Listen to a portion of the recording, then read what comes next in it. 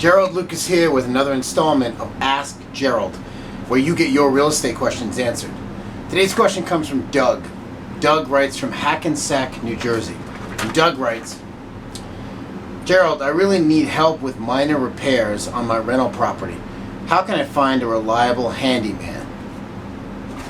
Well, Doug, a referral from another property or homeowner who's had work done from this handyman would be ideal, because then that's based on their experience and what actually happened. But if you don't have a referral, you can certainly try online sites like Craigslist.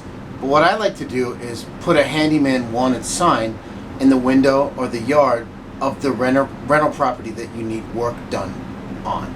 And what that does is that's really going to only elicit responses from local people. So you want to put your phone number and or your email address they can contact, but only a local person is going to respond. Whereas online you may get someone who's far away, and those people are typically going to be less reliable because they're more likely to take a job that's closer to them geographically, or that they're more likely to flake out if they get a closer job. So you want to get ideally someone who's local. I like putting a sign in the window or the yard of the rental property.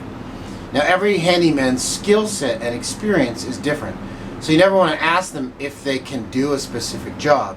You want to ask them, when was the last time you did the job that you need done? Because they'll often say, yeah, I can do it, even though they've no experience doing it. You don't want them to learn on your dime. So find out when the last time they've done the work. See if they have any pictures of any work that they've done. The other thing is you want to be crystal clear and specific about exactly what the job entails and what it doesn't entail, and that the job also includes cleanup.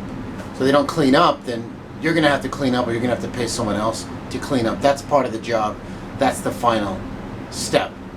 If you haven't worked with a handyman before, you want to start small. Give them a small job before you commit to bigger, more expensive, and more complicated work. But as they prove themselves over time, you want to observe, seeing is believing. See how quickly and competently they get stuff done, how reliable they are, and if they do a good job, then you can give them more work over time. So thanks for your question, Doug. For more real estate information and tips, visit my blog at geraldlucas.com. I'm Gerald Lucas, and I'll see you again soon.